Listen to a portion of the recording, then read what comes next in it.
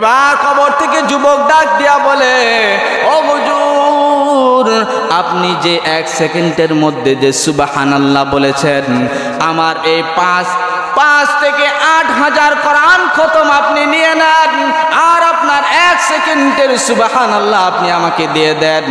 এবার বুজুর্গ ব্যক্তি ডাক দিয়া বলে, যুবক, আমি তোমার কথা বুঝলাম না, একটু বিষয়টা খুলে বলো।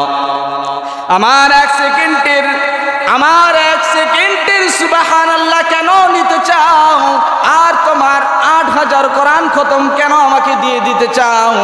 এই কথা যখন বললেন, এবার বুজুর্গ ব্যক্তি ডাক দিয়া বলেন, ঠিক আছে, আমি তোমাকে দিতে পারি, কিন্তু শর্তগুলো আমাকে বলতে হবে।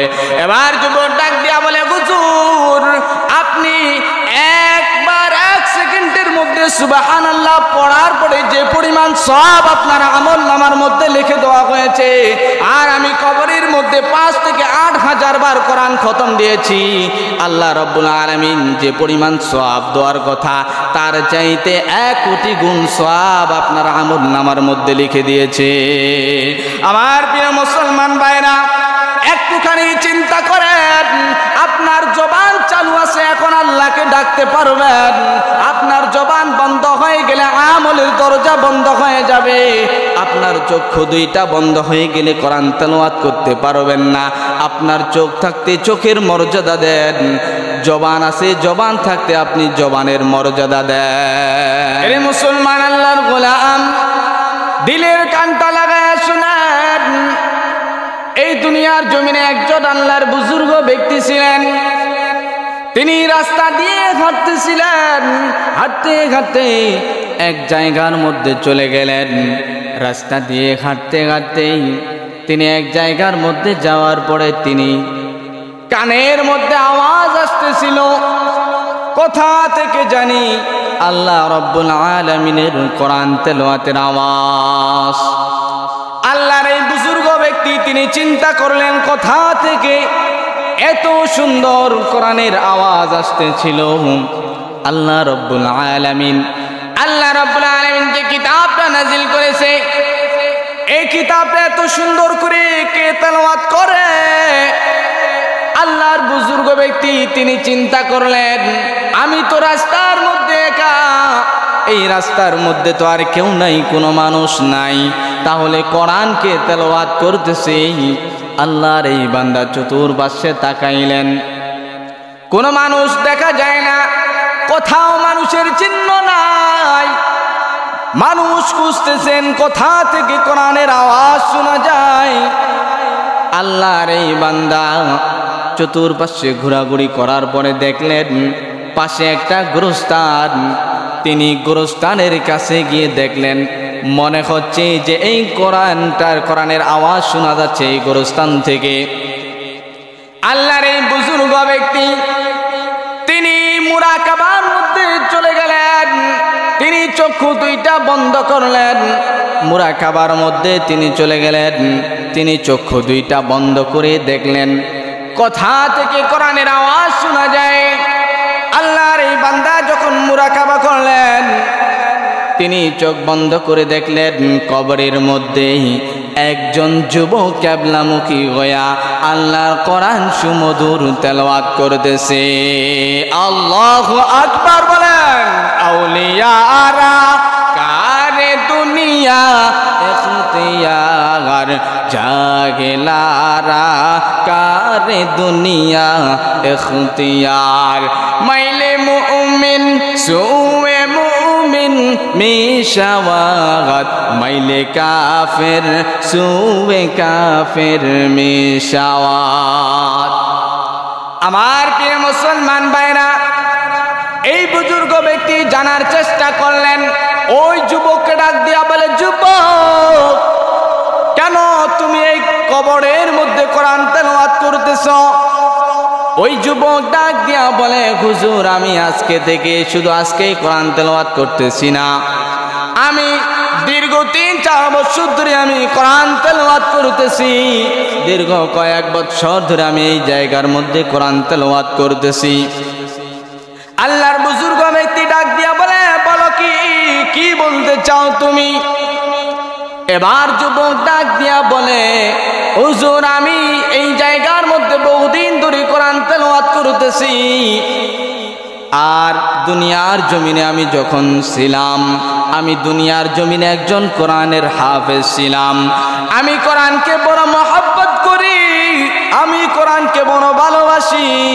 পৃথিবীর জমিনে মানুষ সবাই সারা বছর কেটে যায় দুনিয়াবি লোভ লালসার মধ্যে কেটে যায়, মানুষ বিভিন্ন কাজের মধ্যে দৌড়ায়। কিন্তু হুজুর আমি দুনিয়ার জমিনে যখন আমি ছিলাম, আমি সারাদিন যতক্ষণ পর্যন্ত আমার 2 খতম কোরআন তেলাওয়াত হতো না, অতক্ষণ পর্যন্ত আমি ঘুমাইতে যাইতাম না। আল্লাহর এই বান্দা বুজুর্গ ব্যক্তি তিনি চিৎকার মারলেন যে, বলো কি তুমি প্রত্যেক দিন 2 খতম করে কোরআন তেলাওয়াত করো তাই নাকি? বলে, হ্যাঁ আমি প্রত্যেক দিন 2 খতম করে তেলাওয়াত করি। আল্লাহর বুজুর্গ ব্যক্তি বলে, বাহ তুমি তো অনেক সুন্দর, অনেক ভালো কাজ করেছ। এবার যুবক ডাক দিয়া বলে, হুজুর আমি যখন কোরআন তেলাওয়াত করি, কোরআন যখন আমি প্রত্যেক দিন 2 খতম করি, 2 খতম কোরআন তেলাওয়াত করার পরে আমি আল্লাহর কাছে ডাক দিয়া বলি, ওগো আল্লাহ,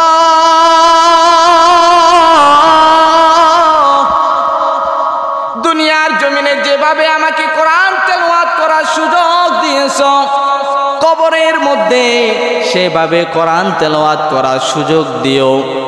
আল্লাহর এই কথা, আল্লাহকে এইভাবে আমি প্রত্যেক দিন আমি আল্লাহর কাছে দোয়া করতাম আর আল্লাহকে বলতাম। এবার ইন্তেকাল হওয়ার পরে আল্লাহ রাব্বুল আলামিন আমাকে ডাক দিয়ে বলে, ও বান্দা তুমি আমার কাছে কি চাও? আমি আল্লাহ রাব্বুল আলামিনকে ডাক দিয়া বললাম, মালিক গো, আমি দুনিয়ার মধ্যে যে দোয়াটা আপনার কাছে করেছিলাম, আল্লাহ আমি সব সময়ের জন্য আমি কোরআনকে বড় ভালোবাসি, কোরআনকে বড় মহব্বত করি, কোরআন তেলাওয়াত করতে বড় আমাকে ভালো লাগে।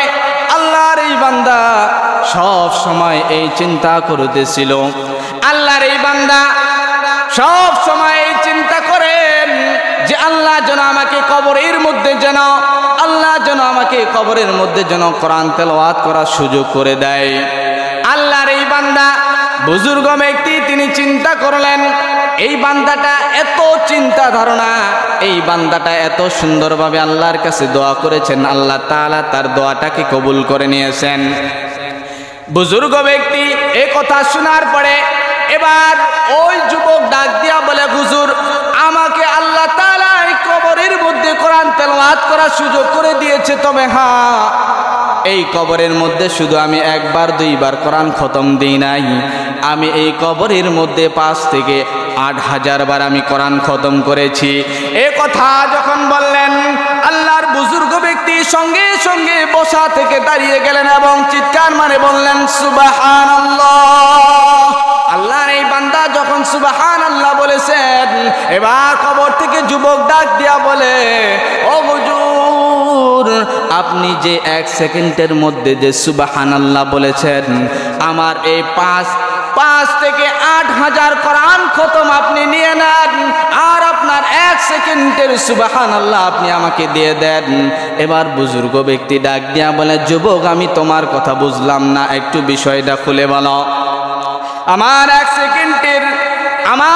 সেকেন্ডের সুবহানাল্লাহ কেন নিতে চাও, আর তোমার 8,000 কোরআন খতম কেন আমাকে দিয়ে দিতে চাও?